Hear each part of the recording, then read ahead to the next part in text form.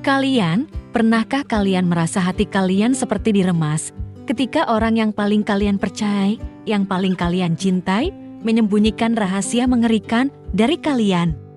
Saya, Sari, pernah berada di momen itu, momen ketika saya menyadari bahwa suami yang saya dedikasikan seluruh masa muda saya untuk mencintai dan merawatnya mungkin sedang mengkhianati saya di depan mata saya. Tapi, saya bukan wanita yang akan duduk menangis di sudut rumah, pasrah pada nasib. Tidak, saya adalah Sari dan saya memilih untuk bangkit, meski itu berarti saya harus merendahkan diri, harus melangkah ke dalam kegelapan untuk menemukan kebenaran. Hari ini, saya ingin berbagi cerita saya dengan kalian, cerita tentang bagaimana saya menyamar sebagai petugas kebersihan seorang OD untuk membongkar pengkhianatan suami saya, Dika, dan rekan kerjanya yang pelakor, Anita. Dan percayalah, cerita ini tidak hanya akan membuat kalian terkejut, tapi juga akan membuat kalian melihat bahwa kadang-kadang kalian harus merendahkan diri untuk melihat kebenaran, tapi jangan pernah lupa nilai sejati diri kalian. Semuanya dimulai pada suatu malam, ketika saya duduk di apartemen kecil kami di Jakarta, menunggu Dika pulang. Dika, suami saya, adalah pria yang dulu saya pikir sempurna. Dia bekerja di perusahaan periklanan besar, selalu berpakaian rapi, dan pernah membuat saya percaya bahwa saya adalah satu-satunya wanita di hatinya. Kami menikah selama 5 tahun. Ini, saya telah mendedikasikan seluruh masa muda saya untuk menjadi istri yang baik, memasak makanan yang dia suka, menjaga rumah tetap rapi, dan selalu mendukungnya dalam pekerjaan. Tapi, cinta saya, dedikasi saya, sepertinya tidak cukup untuk menahannya. Malam itu, Dika pulang larut, seperti biasa.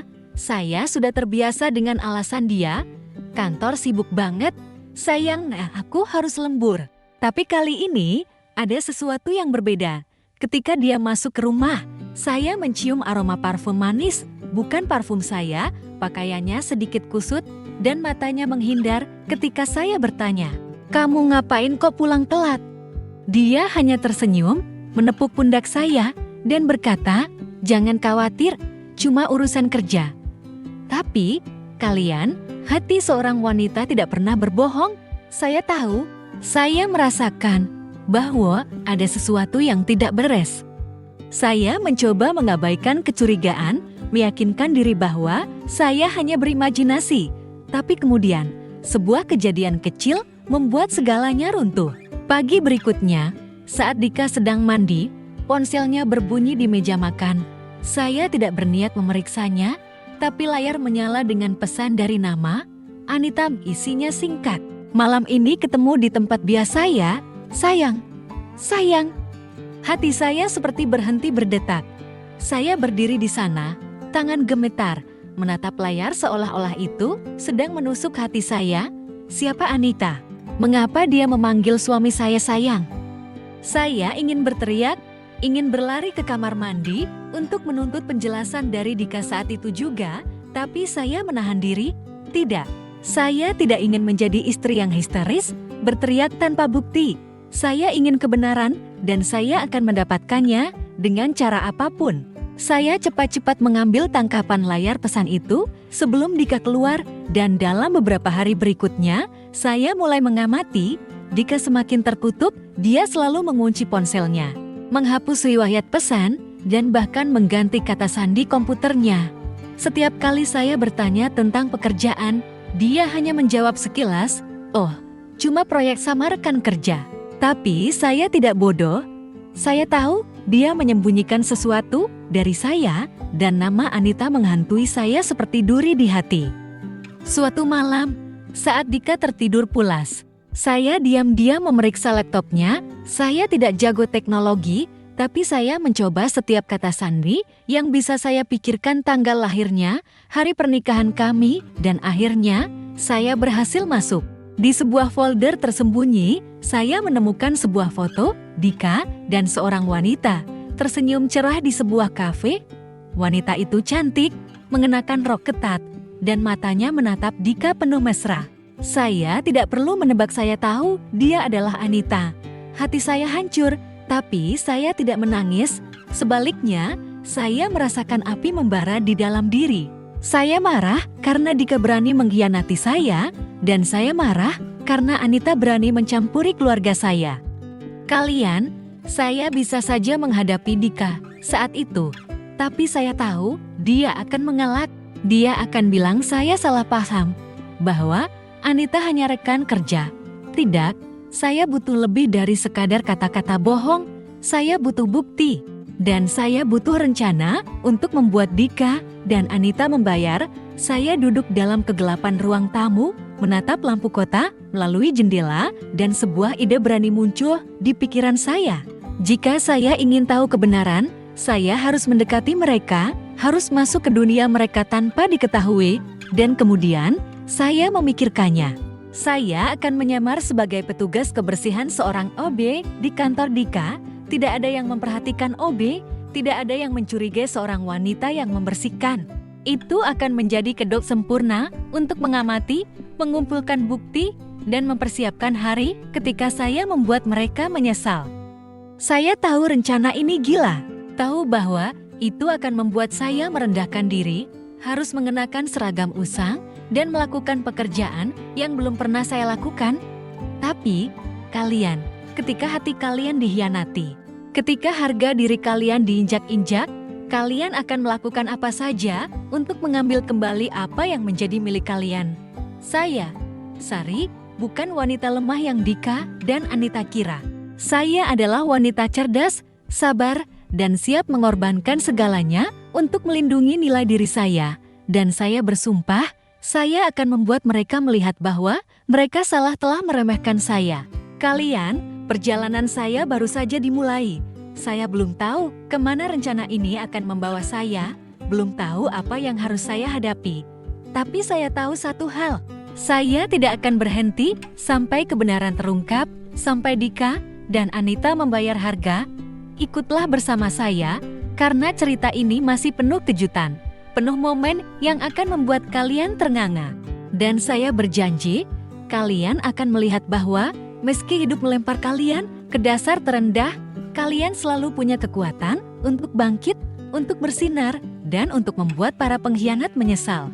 Ketika saya memutuskan untuk menyamar sebagai petugas kebersihan seorang OB untuk masuk ke dunia Dika dan membongkar pengkhianatannya dengan rekan kerjanya yang pelakor, Anita, saya tahu bahwa saya sedang melangkah ke jalan yang penuh risiko. Saya, Sari, bukan orang yang terbiasa menyapu lantai atau mendorong troli sampah. Saya adalah istri yang menghabiskan hari-harinya memasak makanan lezat untuk Dika, menjaga apartemen kami bersih seperti lukisan. Tapi, kalian, ketika hati kalian ditusuk, ketika harga diri kalian diinjak oleh pesan sayang dari wanita lain, kalian akan melakukan apa saja untuk mendapatkan keadilan, dan saya melakukannya. Saya merendahkan diri.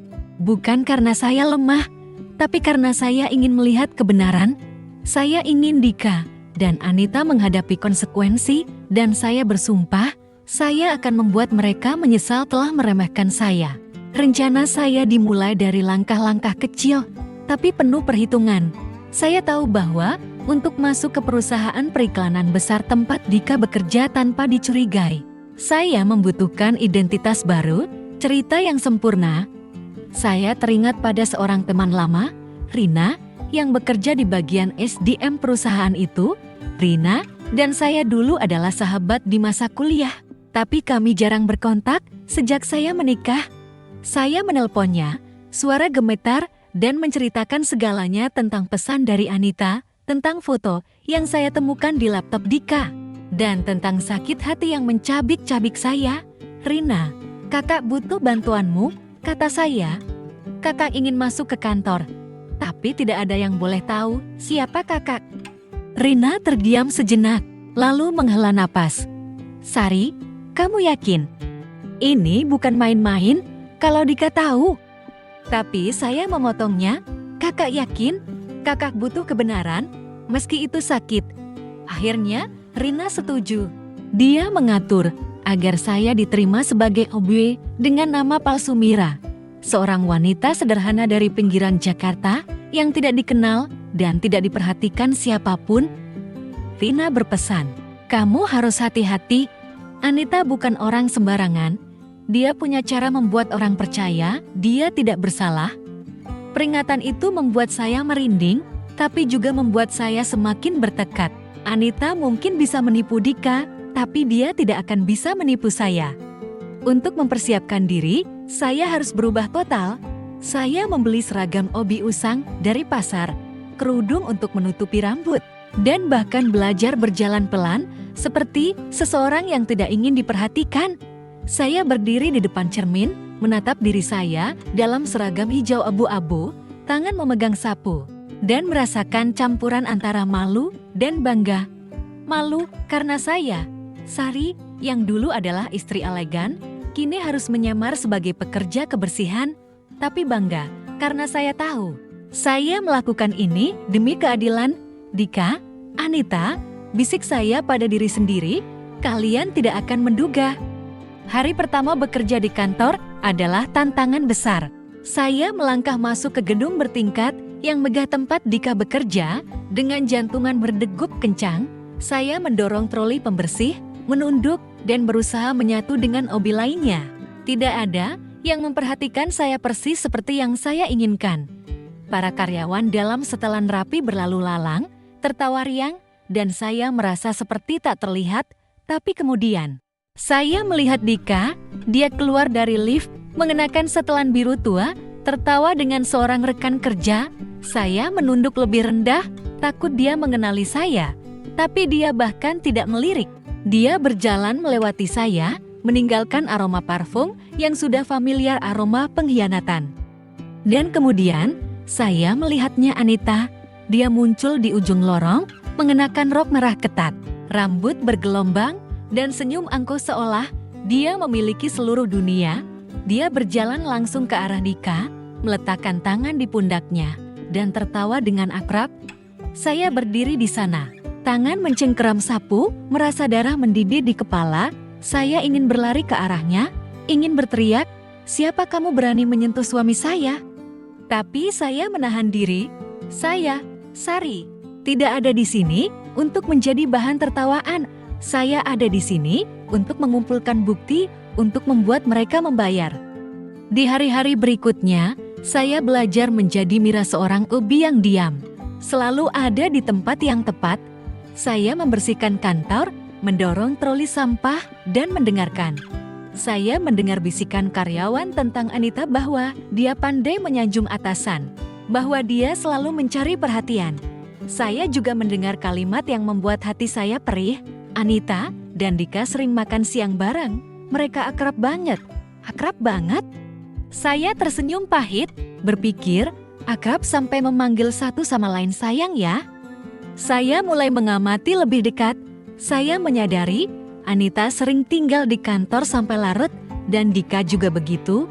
Suatu kali, saat saya berpura-pura membersihkan kaca dekat ruang rapat, saya melihat mereka duduk bersama, tertawa seperti tidak ada orang lain di dunia ini. Anita menyentuh tangan Dika, dan dia tidak menolak. Saya memalingkan muka, merasa air mata hampir tumpah, tapi saya berkata pada diri sendiri, "Sari, kamu tidak boleh menangis, kamu harus kuat." Saya tahu untuk mengalahkan mereka, saya butuh lebih dari sekadar momen ini. Saya butuh bukti sesuatu yang tidak bisa mereka bantah. Kalian, setiap hari menjadi OB adalah hari ketika saya harus berjuang dengan diri sendiri. Saya harus menghadapi kenyataan bahwa suami yang saya cintai mengkhianati saya, bahwa wanita itu berpikir dia bisa mencuri kebahagiaan saya. Tapi, kalian, saya tidak menyerah. Saya, Sari, sedang memainkan permainan catur, dan saya tidak akan membiarkan mereka menang. Saya mulai memikirkan rencana yang lebih besar, tidak hanya untuk mengumpulkan bukti, tapi untuk membuat Dika dan Anita malu di depan seluruh dunia. Saya tahu, pesta ulang tahun perusahaan yang akan datang akan menjadi kesempatan sempurna. Tapi sebelum itu, saya butuh sekutu. Orang-orang yang akan berdiri di sisi saya. Kalian, perjalanan saya semakin berbahaya. Tapi saya tidak takut. Saya, Sari, telah memilih jalan ini dan saya akan menjalaninya sampai akhir. Saya akan membuat Dika dan Anita melihat bahwa mereka salah telah meremehkan saya, salah telah berpikir bahwa saya hanya istri lemah. Teruslah bersama saya karena cerita ini masih penuh rahasia, penuh kejutan, dan suatu hari saya akan membuat mereka berlutut meminta maaf. Tapi, apakah saya akan memaafkan? Kalian tunggu saja, karena saya, Sari, bukan orang yang mudah melepaskan. Saat saya mendorong troli pembersih melewati lorong-lorong mengilap di perusahaan periklanan, mengenakan seragam obi usang dan kerudung yang menutupi wajah. Saya bukan lagi Sari istri yang mencintai Dika dengan sepenuh hati. Saya adalah Mira, bayangan tak terlihat, diam-diam mengamati, diam-diam mengumpulkan setiap potongan kebenaran yang menyakitkan. Tapi, kalian jangan berpikir bahwa saya lemah. Setiap kali saya melihat Dika dan Anita pelakor angkuh yang memanggil suami saya sayang tertawa akrab, saya merasakan api kemarahan membara di hati. Saya tidak ada di sini untuk menangis atau memohon. Saya, Sari, ada di sini untuk membuat mereka membayar, untuk membuat mereka melihat bahwa mereka salah telah meremehkan saya. Dan kalian, perjalanan saya mengumpulkan bukti bukan sekadar rencana itu adalah perang. Dan saya tidak akan berhenti sampai kebenaran terungkap di depan seluruh dunia. Di hari-hari awal menjadi OB, saya belajar menyatu dengan peran Mira, seorang wanita pendiam yang tidak diperhatikan, tapi selalu ada di tempat dan waktu yang tepat. Saya menyapu lantai, mengangkut sampah, dan mendengarkan segalanya. Saya mendengar bisikan karyawan, cerita tentang Anita bahwa dia tidak hanya merayu Dika, tapi juga pandai memanipulasi, membuat orang berpikir dia adalah korban. Tapi saya tidak membiarkan penampilan glamornya menipu saya. Saya tahu, di balik senyum angkuh itu adalah wanita yang siap menghancurkan keluarga saya. Dan Dika, dia, suami yang saya pikir adalah cinta sejati saya, kini hanyalah pengkhianat, buta oleh godaan. Saya mulai bertindak. Saya menyadari bahwa, sebagai Hubie, saya memiliki keuntungan yang tidak disangka. Saya bisa masuk ke setiap sudut kantor tanpa dicurigai. Saya mulai memperhatikan kebiasaan Anita. Dia sering meninggalkan laptopnya terbuka saat rapat, sering membuang catatan kertas ke tempat sampah tanpa merobeknya. Suatu hari, saat saya membersihkan kantor setelah jam kerja, saya menemukan selembar kertas di tempat sampah dekat meja Anita. Di atasnya ada tulisan tangan, "Ketemu di Hotel XS, jam 8 malam." Jantung saya berdetak kencang. Saya mengambil kertas itu, dengan hati-hati memasukkannya ke saku, dan merasakan adrenalin mengalir di tubuh. Ini belum cukup untuk menjatuhkan mereka. Tapi ini adalah awal. Saya memutuskan untuk melangkah lebih jauh. Suatu malam, ketika kantor sudah sepi, saya berpura-pura membersihkan dekat meja Anita. Laptopnya masih menyala. Layar menampilkan deretan email. Saya melirik, jantung berdegup kencang, dan melihat email dari Dika. "Sayang, aku nggak sabar ketemu kamu malam ini. Jangan khawatir, Sari nggak curiga apa-apa." Saya merasa darah mendidih, ingin berteriak, ingin menghancurkan laptop itu.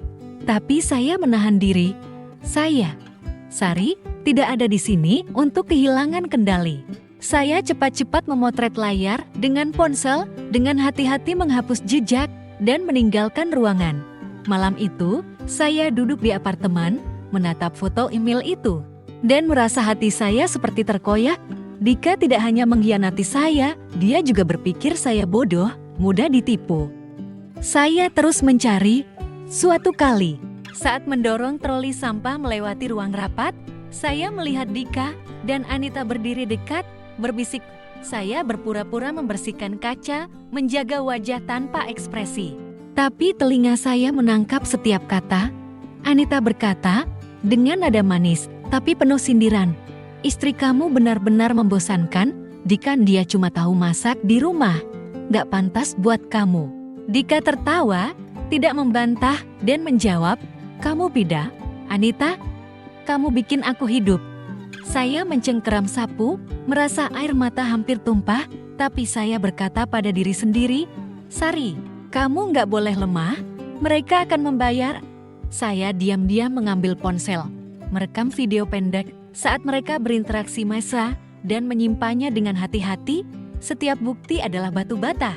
Dan saya sedang membangun tembok yang akan membuat mereka tidak bisa mengelak.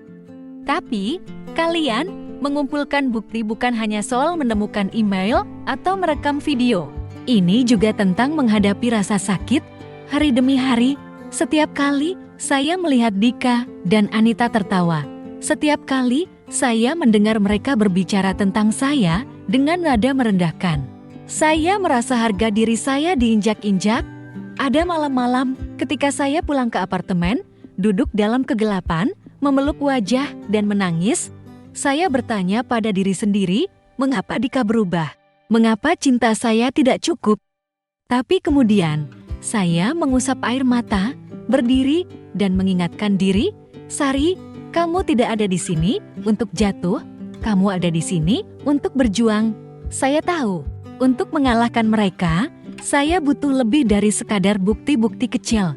Saya butuh rencana besar, momen yang membuat mereka tidak bisa lari dari kebenaran.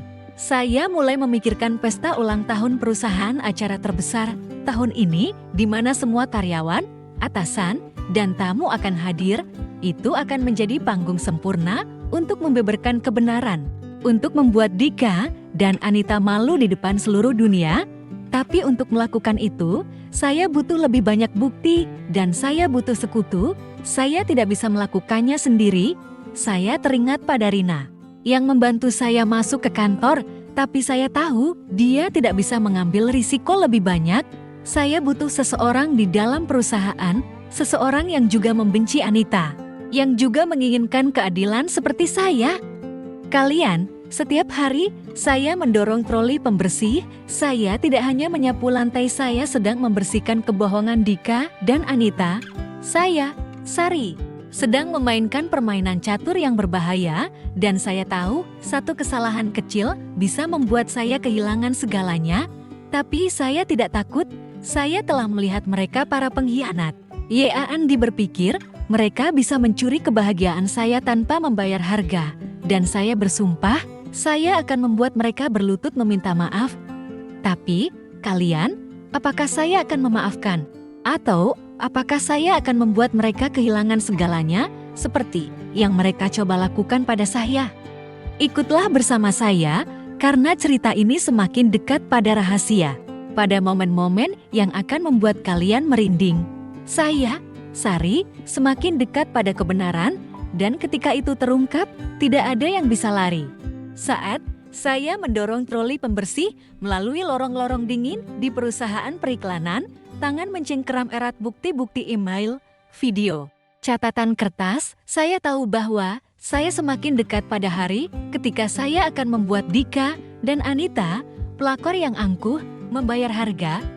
Tapi, kalian, saya juga tahu bahwa saya tidak bisa melakukannya sendiri. Saya, Sari, mungkin cerdas, mungkin sabar, tapi untuk menggulingkan pengkhianat seperti Dika dan Anita, saya butuh sekutu orang-orang yang juga terluka, yang juga haus akan keadilan seperti saya. Saya tidak ada di sini untuk permainan anak-anak, tidak ada di sini untuk menangis atau memohon. Saya ada di sini untuk bertarung, dan saya bersumpah, saya akan membuat mereka berlutut meminta maaf, meski saya tidak yakin apakah saya punya hati untuk memaafkan. Hari ini, saya ingin berbagi dengan kalian tentang momen ketika saya menemukan cahaya dalam kegelapan. Momen ketika saya menyadari bahwa saya tidak sendirian dan bahwa bersama-sama kami akan membuat Dika dan Anita menyesal telah meremehkan saya.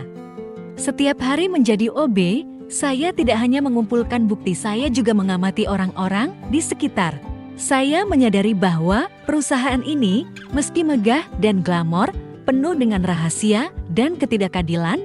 Para karyawan berbisik tentang Anita, tentang bagaimana dia menyanjung atasan, tentang bagaimana dia menggunakan penampilannya untuk naik pangkat. Tapi tidak ada yang berani bersuara, karena Anita punya cara membuat orang takut. Dia tahu cara memanipulasi, tahu cara membuat kalian merasa kecil. Saya menatapnya dengan senyum palsu dan mata angkuh, dan saya berpikir, dia pikir dia tak terkalahkan.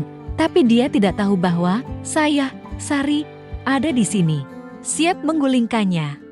Lalu suatu hari, saat saya sedang membersihkan area pantai, saya bertemu Bu Tuti, seorang obi tua dengan wajah penuh perjuangan, tapi mata penuh keteguhan. Bu Tuti adalah orang yang pendiam, tapi saya menyadari dia selalu diperlakukan buruk oleh Anita. Suatu kali, saya melihat Anita memarahi Bu Tuti hanya karena dia menumpahkan sedikit air saat mengelap meja. Nenek ini benar-benar tidak berguna, kata Anita dengan nada penuh hinaan di depan seluruh kantor. Bu Tuti menunduk, tidak menjawab, tapi saya melihat tangannya gemetar. Saat itu, saya tahu Bu Tuti bukan hanya OB, dia adalah wanita seperti saya yang harga dirinya telah diinjak-injak. Saya memutuskan untuk mendekati Bu Tuti. Saat istirahat di ruang khusus petugas kebersihan, saya duduk di sampingnya, memberikan sebotol air. Bu, kerja di sini pasti capek, ya? Saya memulai, berusaha menjaga nada santai. Bu Tuti menatap saya, matanya penuh curiga, lalu menghela napas. Capek, Mira, tapi bukan karena kerjaan. Capek karena orang seperti Anita. Saya menangkap kesempatan, bertanya pelan. Anita sering nyusuhin ibu. Dan kemudian, seperti pintu yang terbuka, Bu Tuti mulai bercerita. Dia menceritakan bagaimana Anita selalu memarahi para OB. Bagaimana dia membual bahwa dia akan mencuri Dika dari istrinya. Bagaimana dia menertawakan pekerja seperti kami. Dia pikir kami sampah, kata Bu Tuti, nada penuh kepahitan. Tapi saya tahu, dia bukan orang baik. Saya merasa jantung saya berdetak kencang. Ini adalah kesempatan yang saya tunggu. Saya menarik napas dalam, memutuskan untuk mempercayai Bu Tuti. Bu, kalau saya bilang, saya juga ingin membuat Anita membayar. Apa ibu mau bantu saya? Tanya saya, suara gemetar. Bu Tuti menatap saya. Matanya tajam, lalu perlahan mengangguk. Mira, kalau kamu punya rencana, saya akan bantu. Saya sudah muak dengan dia. Saya tersenyum, merasakan kekuatan baru. Saya tidak sendirian lagi. Saya, Sari, telah menemukan sekutu dan bersama-sama kami akan membuat Anita dan Dika menghadapi kebenaran. Kami mulai merencanakan. Bu Tuti mengungkapkan bahwa dia memiliki akses ke ruang teknis, tempat sistem presentasi perusahaan diatur. Pesta ulang tahun perusahaan sebentar lagi adalah kesempatan besar. Katanya, semua orang akan ada di sana, atasan, karyawan, tamu. Kalau kamu ingin membeberkan kebenaran, itu saatnya. Saya mengangguk, merasa adrenalin mengalir di tubuh. Saya menceritakan kepada Bu Tuti tentang bukti-bukti yang telah saya kumpulkan, email, video, catatan kertas, dan kami sepakat untuk membuat video kompilasi, memutarnya di tengah pesta perusahaan. Mereka tidak akan bisa mengelak, kata saya. Suara penuh tekad. Mereka akan malu di depan seluruh dunia. Tapi, kalian, rencana kami tidak hanya soal memutar video. Saya tahu bahwa untuk benar-benar membuat Dika dan Anita terkejut, saya butuh kejutan besar rahasia yang tidak pernah mereka duga. Dan rahasia itu ada pada diri saya. Kalian, saya belum pernah ceritakan pada siapapun, bahkan pada Dika, bahwa saya bukan hanya istri rumahan. Bertahun-tahun lalu, saya menginvestasikan sejumlah besar uang ke perusahaan ini melalui dana anonim. Saya adalah investor rahasia yang membantu perusahaan bertahan di masa sulit. Tidak ada yang tahu, tidak ada yang curiga, karena saya ingin menjaga privasi saya. Tapi sekarang, saya akan menggunakan rahasia itu sebagai kartu as untuk membuat Dika dan Anita terpana ketika tahu bahwa orang yang mereka remehkan adalah orang yang memegang kekuasaan. Bu Tuti dan saya bekerja secara rahasia, menyiapkan video, melatih setiap langkah. Setiap malam, saya duduk di apartemen, mengedit klip, menambahkan teks untuk memperjelas setiap kebohongan Dika dan Anita. Ada momen ketika saya ingin menyerah, ketika rasa sakit pengkhianatan muncul kembali. Ketika saya mengingat hari-hari saya mencintai Dika, tapi kemudian saya menatap cermin, melihat wajah Sari bukan Mira, bukan istri lemah, dan berkata pada diri sendiri, "Sari, kamu tidak melakukan ini karena dendam, kamu melakukan ini demi keadilan, demi nilai dirimu." Kalian, saya, dan Bu Tuti sedang mempersiapkan pertempuran besar. Saya tahu, pesta perusahaan akan menjadi tempat segalanya meledak, tempat Dika dan Anita harus menghadapi kebenaran. Tapi, kalian, saya juga tahu bahwa jalan ini tidak mudah. Satu kesalahan kecil, dan saya bisa kehilangan segalanya, tapi saya tidak takut.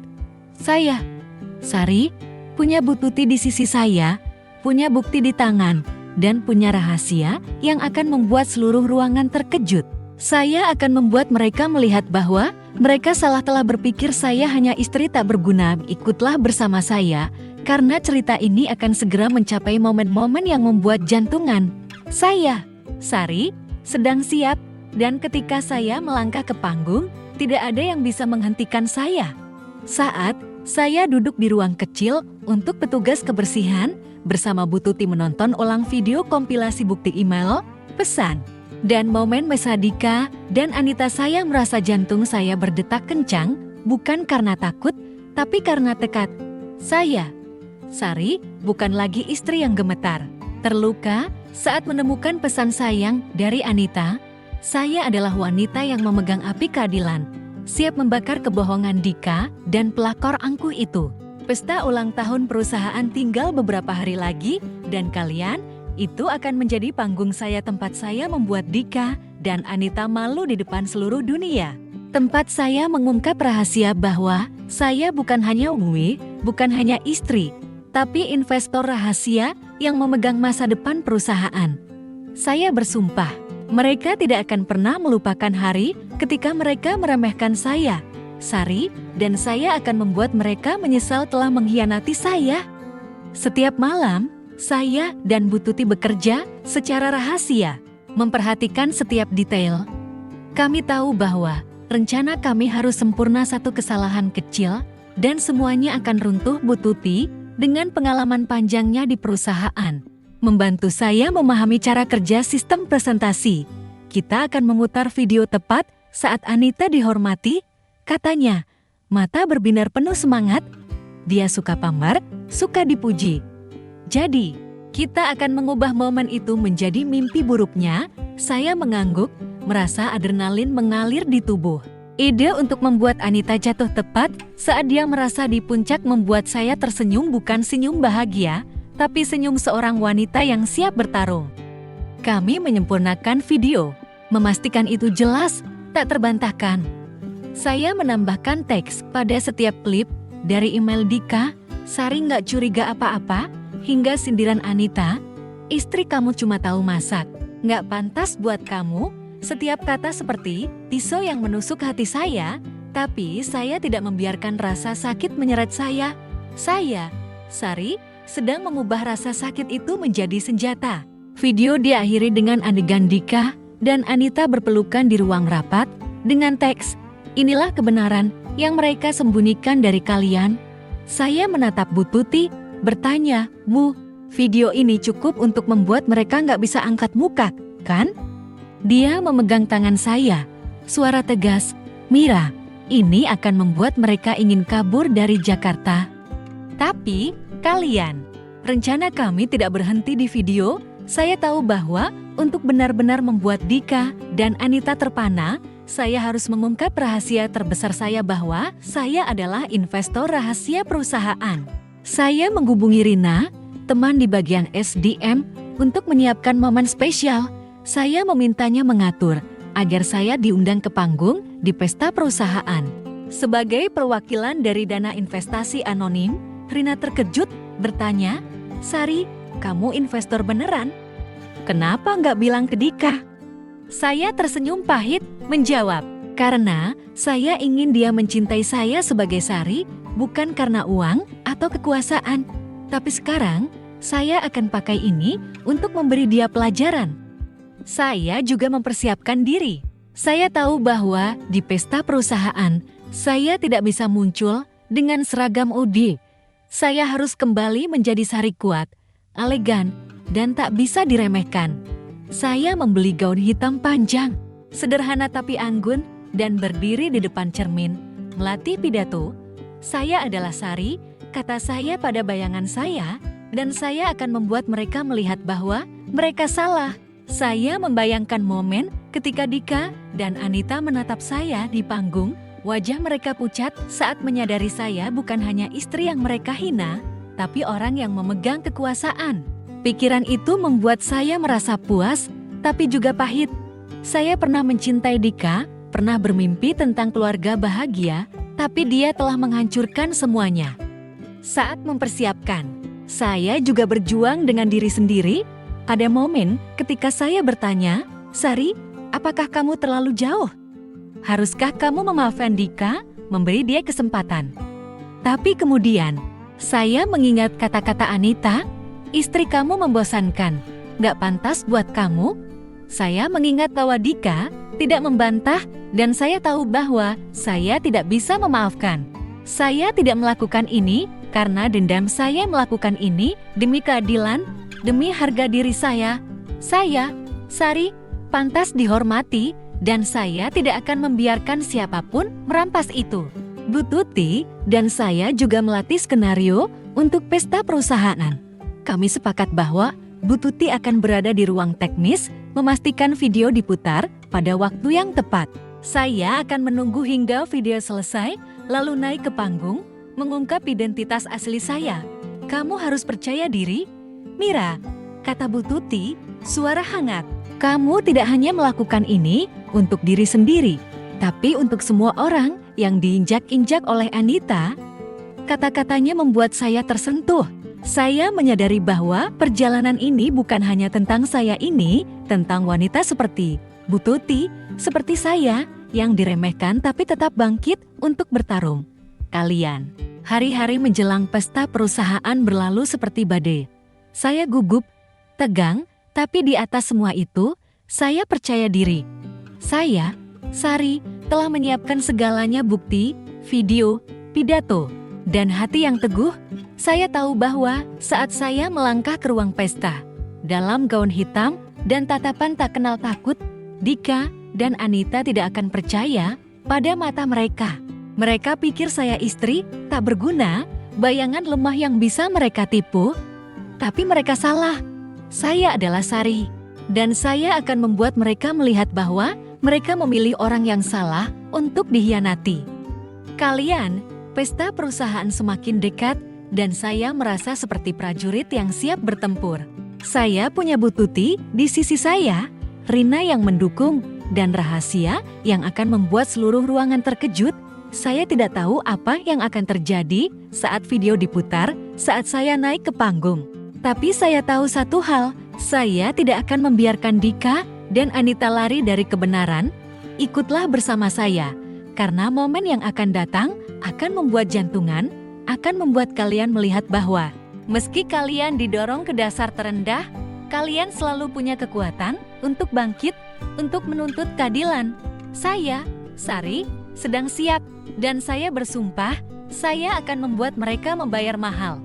Saat saya berdiri di sudut ruang pesta ulang tahun perusahaan, mengenakan gaun hitam yang elegan, jantung saya berdetak kencang, bukan karena takut, tapi karena kegembiraan seorang prajurit yang akan melangkah ke medan perang. Saya, Sari, bukan lagi Mira UB pendiam yang mendorong troli pembersih, menunduk di bawah tatapan merendahkan. Saya adalah Sari, wanita yang telah mengumpulkan setiap potongan bukti, yang telah mengubah rasa sakit menjadi api keadilan, dan sekarang saya siap membuat Dika dan Anita pelakor yang angkuh berlutut di hadapan kebenaran. Malam ini, di bawah lampu gemerlap ruang pesta, saya akan memutar video bukti, akan mengungkap rahasia bahwa saya adalah investor rahasia perusahaan, dan saya bersumpah, kalian, momen itu akan membuat mereka tidak pernah melupakan bahwa mereka salah telah meremehkan saya. Mari bersama saya masuk ke malam yang menentukan ini, karena kalian, ini adalah saat segalanya meledak, saat saya membuat seluruh dunia melihat bahwa saya, Sari, bukan istri tak berguna yang mereka kira. Ruang pesta dipenuhi orang karyawan, dalam setelan dan gaun malam, atasan dengan senyum formal, dan tamu dari seluruh Jakarta. Saya berdiri di sudut tersembunyi, mengamati Dika dan Anita. Dika, dalam setelan biru tua, tertawa dengan rekan kerja, seolah dia tidak punya apa-apa untuk disembunyikan. Anita, mengenakan gaun merah menyala, berjalan dengan percaya diri yang angkuh, seolah dia ratu pesta. Saya mencengkeram tangan, berpikir nikmati saja, Anita, karena malam ini kamu akan kehilangan segalanya. Saya melirik Bu Tuti yang berdiri dekat ruang teknis dan dia mengangguk pelan. Rencana kami sudah siap. Video bukti telah dipasang di sistem dan hanya beberapa menit lagi kebenaran akan terungkap. Pesta dimulai dengan pidato-pidato membosankan, tepuk tangan sopan, lalu pembawa acara naik mengumumkan, hari ini kita akan menghormati Anita, karyawan terbaik tahun ini. Ruangan bergemuruh dengan tepuk tangan, dan Anita melangkah ke panggung, senyumnya cerah, rambutnya berkilau di bawah lampu. Dia memulai pidato, membual tentang usaha dan kontribusinya, seolah dia malaikat. Saya berdiri dalam kegelapan, tersenyum pahit, berpikir dia akan tahu apa itu malu. Tepat saat Anita berterima kasih kepada atasan, layar besar di belakangnya tiba-tiba gelap, lalu menyala dengan tulisan, kebenaran yang mereka sembunyikan dari kalian. Ruangan menjadi sunyi. Semua mata tertuju pada layar. Video dimulai. Email dari Dika muncul. Sari nggak curiga apa-apa.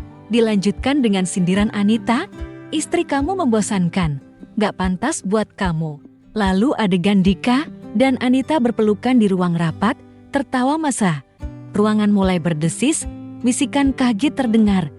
Anita di panggung pucat, tangannya gemetar, berteriak, siapa yang bikin ini? Matikan sekarang. Tapi tidak ada yang mendengarkannya. Dika berdiri di tengah kerumunan, menunduk, wajahnya pucat seperti kertas. Video diakhiri dengan tulisan, mereka mengkhianati bukan hanya seorang istri, tapi kepercayaan kita semua. Ruangan meledak. Teriakan, cercaan terdengar dari mana-mana. Tidak tahu malu. Teriak seorang karyawan. Anita mencoba membela diri, suaranya pecah. Ini salah paham. Saya dan Dika cuma temen. Tapi tidak ada yang percaya. Dia berlari turun dari panggung, tersandung, dan didorong oleh kerumunan. Dika berdiri di sana, tak bergerak. Mata penuh kepanikan. Saya menatap mereka, merasa kepuasan membuncah, tapi saya tahu drama ini belum selesai. Sekarang saatnya saya naik ke panggung. Pembawa acara masih terkejut, mencoba menenangkan diri dan berkata, selanjutnya kita akan menyambut perwakilan dari dana investasi anonim yang telah membantu perusahaan berkembang. Saya menarik napas dalam, melangkah keluar dari kegelapan. Dalam gaun hitam yang memukau, ruangan menjadi sunyi, semua mata tertuju pada saya. Dika mengangkat kepala, dan saya melihat dia terpana. Mulutnya ternganga. Anita, yang sedang mundur ke pintu, berhenti, wajahnya panik. Saya melangkah ke panggung, memegang mikrofon, dan berkata, dengan suara jelas, kuat, saya adalah Sari. Dan saya bukan hanya istri, saya adalah investor rahasia perusahaan ini yang telah menuangkan uang dan hati untuk membangunnya. Ruangan meledak, tepuk tangan, teriakan bergemuruh seperti petir. Dika mundur, seolah ingin bersembunyi di kegelapan, tapi tidak bisa. Anita berdiri di sana, mata terbelalak, wajahnya pucat karena kaget. Saya melanjutkan. Saya menyamar sebagai OB untuk mencari kebenaran, dan malam ini kalian telah melihatnya. Dika dan Anita berpikir mereka bisa menipu saya, meremehkan saya. Tapi mereka salah. Saya tidak ada di sini untuk menangis atau memohon, saya ada di sini untuk menuntut keadilan, untuk mengingatkan bahwa tidak ada yang bisa menginjak harga diri seorang wanita tanpa membayar harga. Nah, saya menatap lurus ke arah Dika, matanya penuh penyesalan, tapi saya tidak tersentuh. Dika, kamu memilih dia, dan sekarang kamu akan hidup dengan pilihan itu, kata saya. Lalu, saya menoleh ke Anita, tersenyum dingin, dan kamu, Anita, kamu pikir kamu bisa mencuri kebahagiaan saya? Kamu salah, Hari ini, seluruh dunia telah melihat siapa kamu sebenarnya. Ruangan kembali meledak, tepuk tangan seperti guntur. Saya turun dari panggung, merasa hati saya ringan, seolah saya baru saja melepaskan beban besar.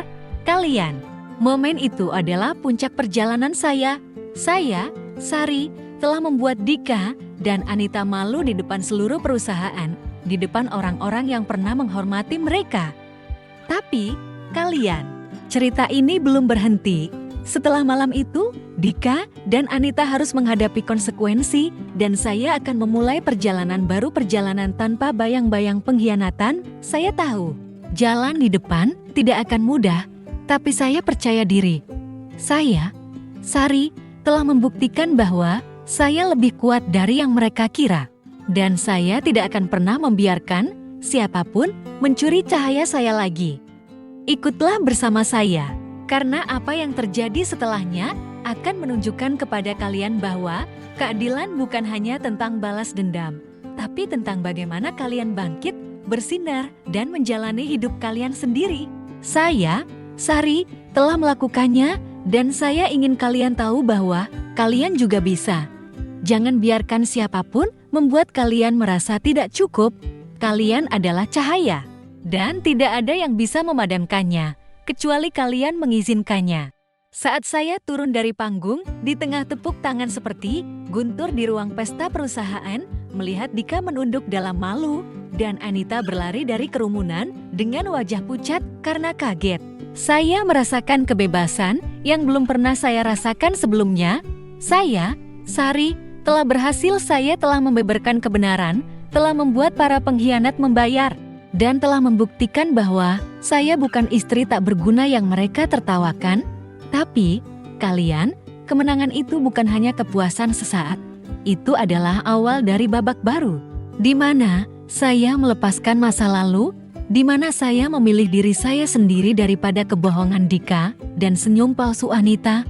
Hari ini, saya ingin berbagi dengan kalian apa yang terjadi setelah malam yang menentukan itu, konsekuensi yang harus ditanggung Dika dan Anita, dan bagaimana saya, Sari, bangkit dari reruntuhan pernikahan yang hancur untuk menemukan kembali cahaya saya. Setelah pesta perusahaan, seluruh perusahaan seperti terbalik. Video bukti menyebar di media sosial, dibagikan karyawan di WhatsApp, Twitter, dan Instagram.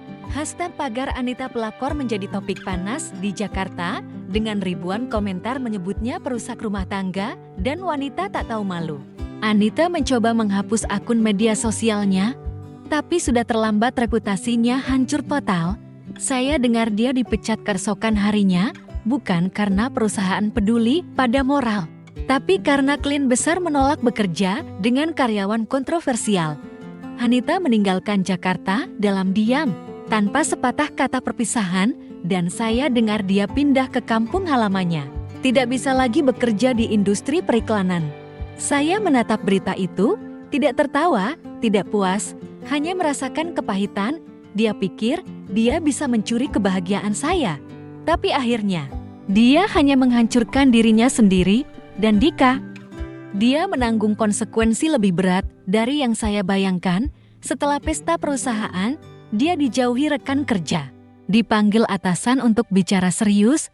Dika pernah menjadi bintang perusahaan, tapi kini dia hanyalah pengkhianat yang dibenci semua orang. Saya dengar dia diturunkan pangkat, kehilangan proyek besar, dan bahkan keluarganya yang dulu bangga padanya berpaling darinya. Ibu Dika menelepon saya, menangis, "Sari, kenapa kamu nggak bilang ke tante lebih awal?" Tante nggak nyangka Dika begitu. Saya hanya menjawab pelan, "Tante, saya juga nggak nyangka. Tapi sekarang, saya harus hidup untuk diri sendiri. Saya tidak menyalahkan keluarganya, tapi saya tahu, saya tidak bisa lagi menjadi bagian dari dunia itu."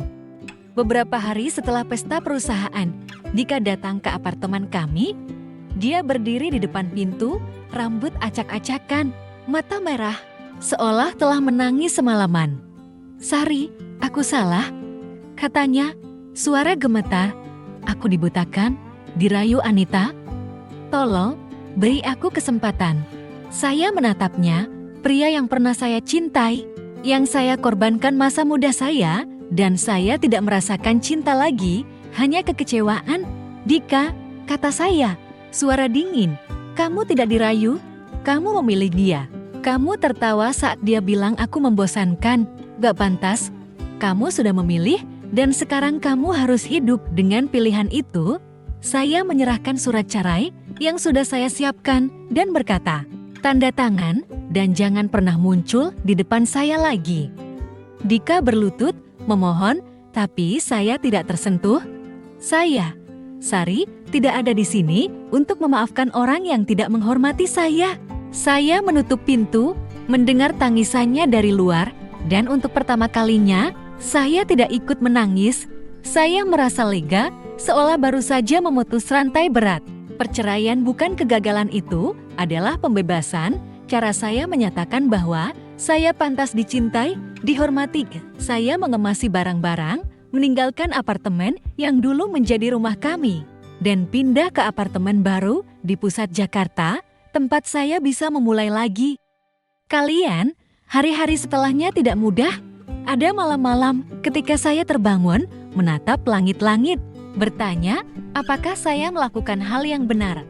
Saya mengingat hari-hari bahagia dengan Dika saat dia menggenggam tangan saya, berjanji akan mencintai saya selamanya. Tapi kemudian, saya mengingat kebohongannya, momen ketika dia menertawakan saya bersama Anita, dan saya tahu saya tidak bisa kembali. Saya, Sari, bukan wanita yang akan hidup di masa lalu. Saya adalah wanita yang akan membangun masa depan, yang akan bangkit dari rasa sakit dan bersinar lebih terang dari sebelumnya. Saya mulai fokus pada diri sendiri. Saya menghubungi mitra di Dana Investasi, mengumumkan peran saya sebagai investor perusahaan. Atasan yang dulu tidak tahu siapa saya, kini memanggil saya Bu Sari dengan hormat.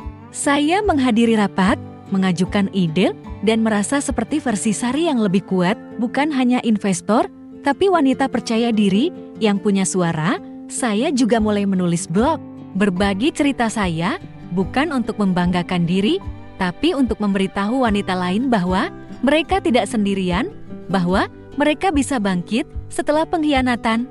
Kalian, Dika dan Anita, kini hanya bayang-bayang samar dalam ingatan saya. Mereka telah membayar, bukan karena saya membalas dendam, tapi karena pilihan salah mereka sendiri. Saya tidak perlu melakukan apalagi kebenaran sudah cukup untuk menghancurkan mereka. Tapi saya, Sari, tidak berhenti di situ. Saya sedang membangun hidup baru. Hidup di mana saya adalah pusatnya, di mana saya tidak membutuhkan siapapun untuk merasa cukup. Saya tahu jalan di depan masih panjang, tapi saya tidak takut. Saya telah menghadapi pengkhianatan, telah melangkah melalui kegelapan, dan saya tidak akan pernah membiarkan siapapun mencuri cahaya saya lagi. Ikutlah bersama saya, karena cerita saya belum selesai. Saya, Sari, akan menunjukkan kepada kalian bahwa kalian bisa mengubah rasa sakit menjadi kekuatan, bahwa kalian bisa bangkit dari runtuhan dan menjalani hidup yang gemilang. Kalian jangan pernah biarkan siapapun membuat kalian merasa tidak pantas.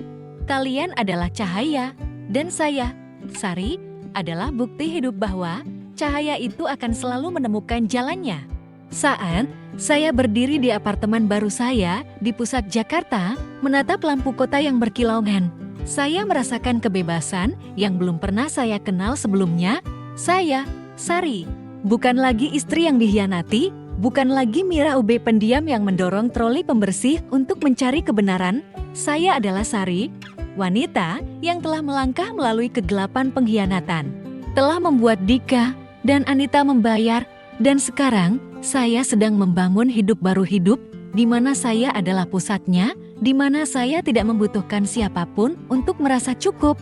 Kalian, perjalanan saya tidak berhenti pada membongkar kebenaran atau menandatangani surat cerai. Ini tentang menemukan kembali diri saya, tentang belajar mencintai diri sendiri, dan tentang membuktikan bahwa meski hidup melempar kalian ke dasar terendah, kalian selalu punya kekuatan untuk bangkit dan bersinar gemilang. Hari ini, saya ingin berbagi dengan kalian bagaimana saya memulai lagi, bagaimana saya mengubah rasa sakit menjadi motivasi, dan bagaimana saya menemukan kebahagiaan dalam kemandirian. Hari-hari awal setelah meninggalkan apartemen lama, saya merasa lega sekaligus tersesat. Saya terbiasa hidup untuk Dika, terbiasa memasak makanan yang dia suka, menjaga rumah rapi, dan menempatkan kebahagiaannya di atas kebahagiaan saya. Tapi sekarang, saya hanya sendiri, dan saya menyadari bahwa saya perlu belajar hidup untuk diri sendiri. Saya mulai dari hal-hal kecil. Saya mendaftar kelas yoga, di mana saya belajar bernapas dalam, mendengarkan tubuh saya. Saya berjalan di taman pada pagi hari, menikmati matahari terbit, dan untuk pertama kalinya, saya merasa damai bukan karena orang lain, tapi karena diri saya sendiri.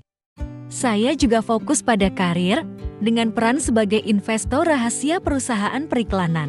Saya memutuskan untuk mengumumkan identitas saya dan berpartisipasi lebih aktif. Saya membuka kantor konsultan investasi kecil, di mana saya membantu startup, terutama yang dijalankan oleh wanita. Saya bertemu wanita-wanita kuat yang punya mimpi besar, dan saya menyadari bahwa saya tidak hanya membantu mereka, saya membantu diri saya sendiri. Setiap kali saya menandatangani kontrak, setiap kali saya melihat bisnis berkembang berkat dukungan saya merasa bangga.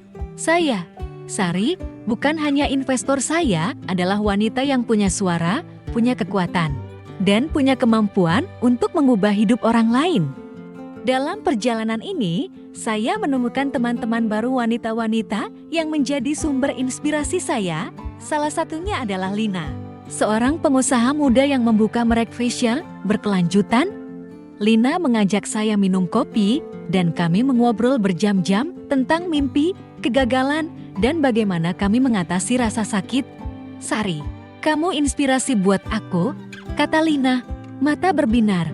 Saya tersenyum, tapi di dalam hati, saya tahu bahwa Lina dan teman-teman baru juga menginspirasikan saya. Mereka mengingatkan saya bahwa saya tidak sendirian, bahwa wanita ketika bersatu bisa melakukan apa saja. Saya juga mulai merawat diri lebih banyak. Saya membeli pakaian baru, bukan untuk menyenangkan orang lain, tapi karena saya ingin merasa cantik dalam kulit saya sendiri.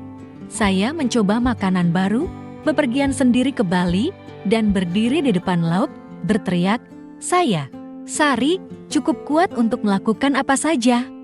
Momen-momen itu, meski kecil, adalah cara saya belajar mencintai diri sendiri. Saya menyadari bahwa cinta sejati bukan sesuatu yang kalian cari dari orang lain, itu adalah sesuatu yang kalian bangun dari dalam. Suatu hari, saat saya bekerja di kantor, seorang rekan pria, Bima, mengajak saya makan malam. Dia pria yang baik, cerdas, dan sepertinya tertarik pada saya. "Sari, kamu wanita luar biasa," katanya, mata tulus. "Aku ingin mengenalmu lebih jauh." Saya tersenyum, tersentuh, tapi saya menggeleng pelan.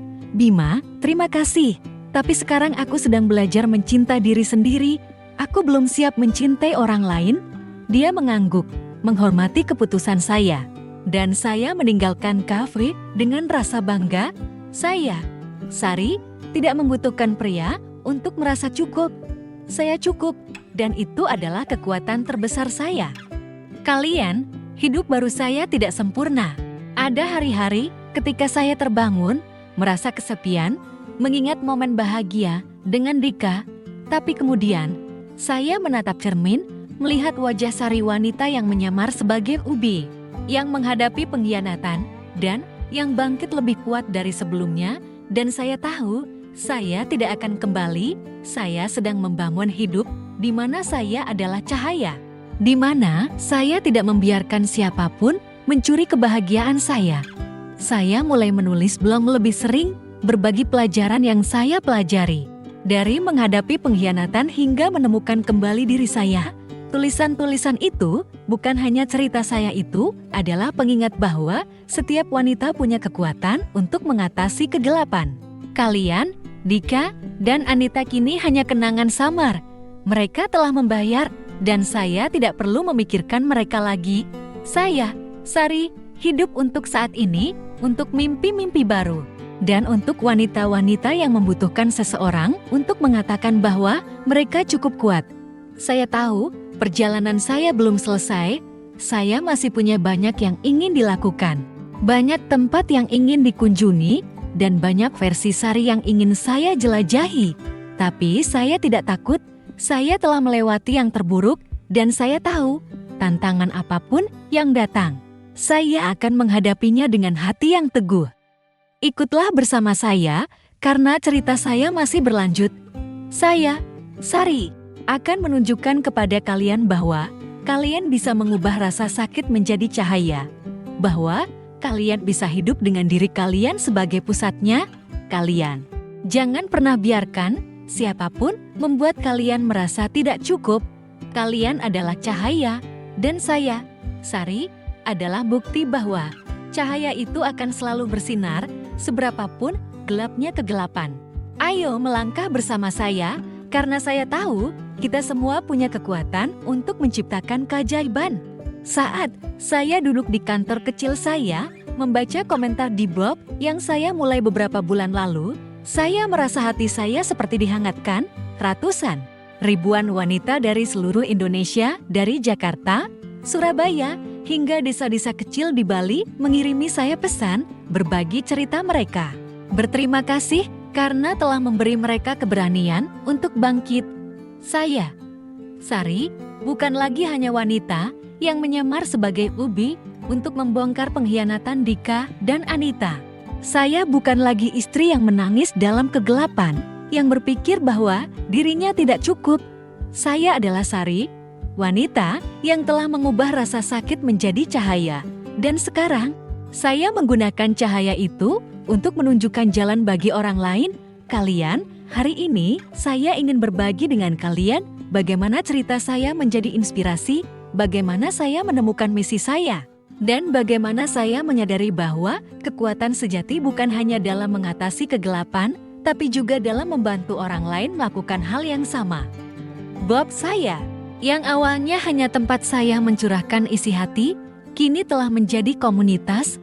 Tulisan-tulisan tentang perjalanan saya dari menemukan pesan sayang Anita, hingga momen saya melangkah ke panggung pesta perusahaan dalam gaun hitam telah menyentuh hati ribuan wanita. Mereka menulis kepada saya, menceritakan tentang pengkhianatan yang mereka alami, tentang bagaimana mereka diremehkan, dikatakan tidak cukup. Seorang wanita dari Bandung menulis, "Sari, cerita kakak membuat saya berani menghadapi suami saya, berani meminta penghormatan." Wanita lain dari Medan berbagi, "Kak, saya keluar dari hubungan beracun karena kakak. Saya ingin hidup seperti kakak, kuat dan percaya diri." Setiap pesan adalah pengingat bahwa saya tidak hanya menceritakan kisah saya membantu orang lain menemukan suara mereka. Saya memutuskan untuk tidak berhenti di blog. Saya mulai mengadakan workshop kecil, mengundang wanita untuk berbagi cerita mereka, dan belajar membangun kembali kepercayaan diri. Dalam sebuah workshop di Jakarta, saya bertemu Maya, seorang ibu tunggal yang ditinggalkan suaminya karena tidak cukup menarik.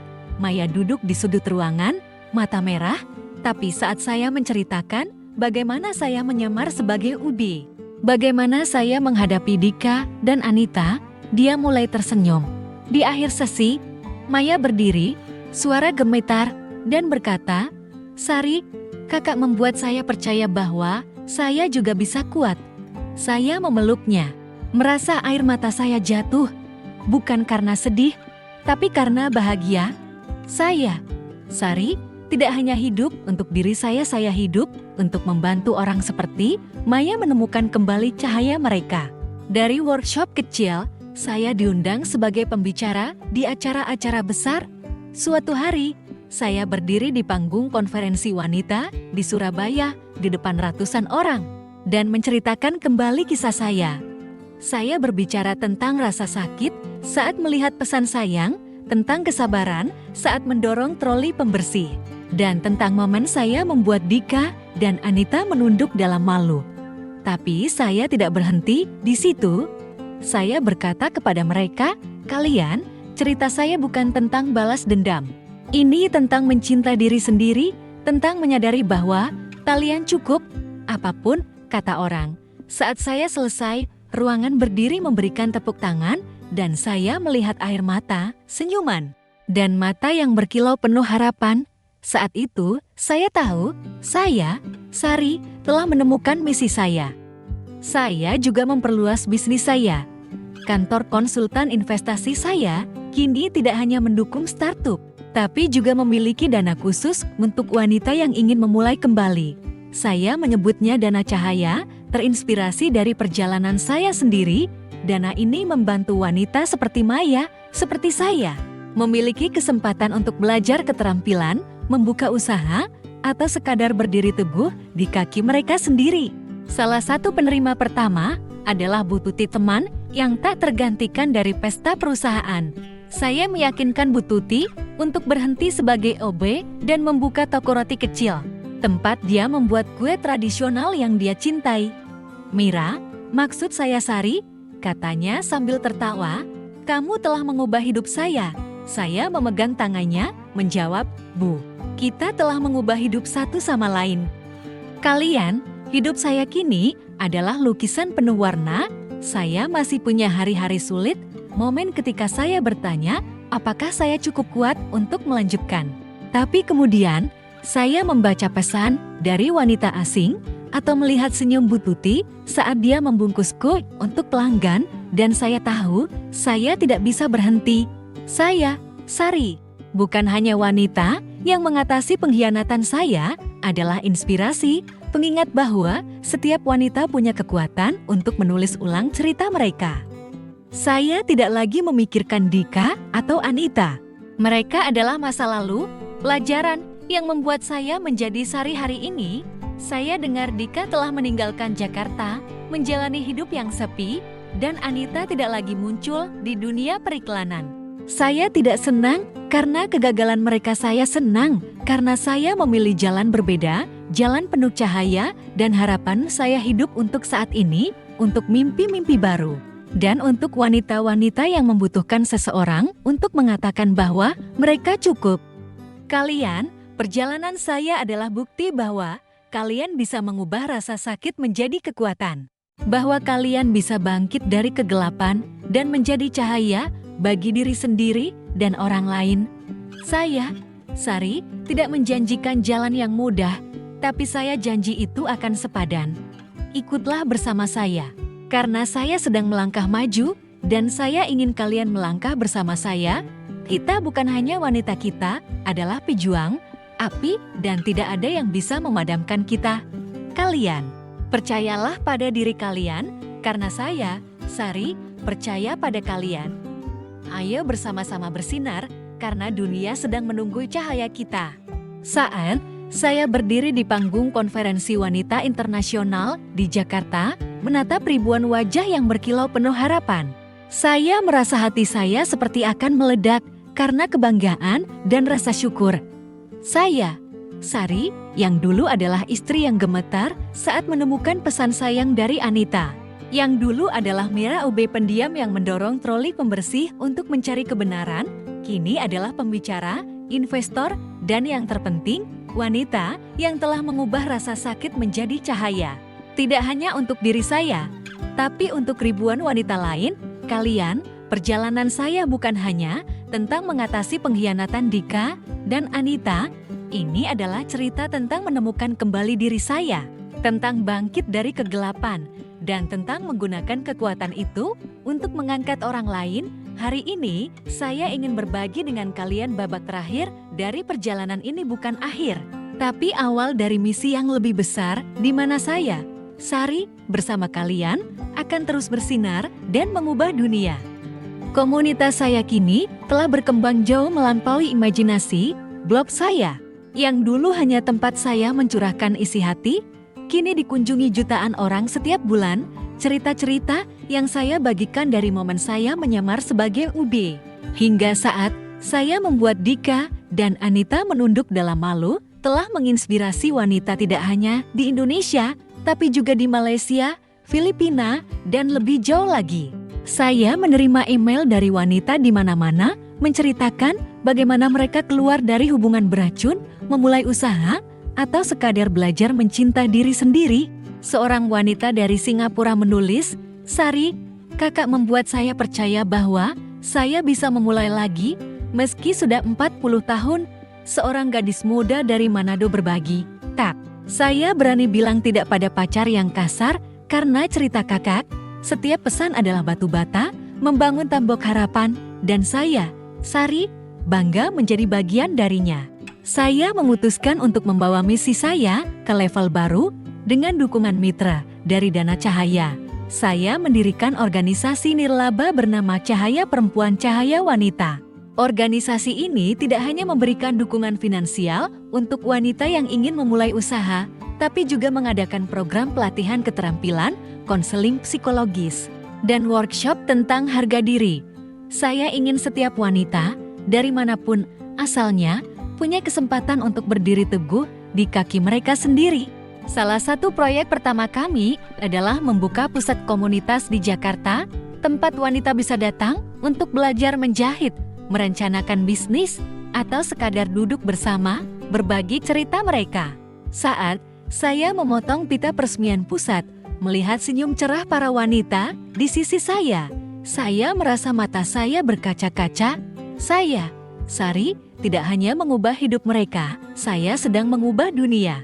Bu Tuti, teman tak tergantikan saya, kini menjadi anggota penting Cahaya Perempuan. Toko rotinya telah berkembang menjadi rantai kecil dan dia menggunakan keuntungan untuk mendanai program kami. "Sari, kamu memberi saya kesempatan untuk bermimpi besar," katanya dalam salah satu rapat organisasi. Mata berkilau. Saya memegang tangannya, menjawab, "Bu, kekuatan ibu yang menginspirasi saya." Bersama Bu Tuti, Lina teman pengusaha fashion berkelanjutan, dan Maya ibu tunggal yang kini membuka kafe kecil, kami membentuk tim wanita yang tidak hanya saling mendukung, tapi juga menginspirasi ribuan orang lain. Kami bukan hanya teman, kami adalah saudara, pejuang, cahaya. Saya juga terus berpidato, tidak hanya di Indonesia, tetapi di seluruh Asia. Dalam sebuah acara di Kuala Lumpur, saya berdiri di depan 2.000 wanita dan berkata, "Kalian, tidak ada yang bisa menentukan nilai kalian, kecuali kalian sendiri." Saya dulu berpikir saya tidak cukup, tapi saya salah. Kalian cukup dan kalian memiliki kekuatan untuk mengubah hidup kalian. Ketika ruangan berdiri dan bertepuk tangan, saya melihat air mata, pelukan, dan tatapan mata yang berkobar penuh tekad. Saya tahu, saya, Sari, tidak hanya sedang menceritakan kisah saya sedang memicu sebuah gerakan di mana wanita bersama-sama bangkit, bersama-sama bersinar. Kalian, hidup saya kini adalah simfoni harapan dan kekuatan.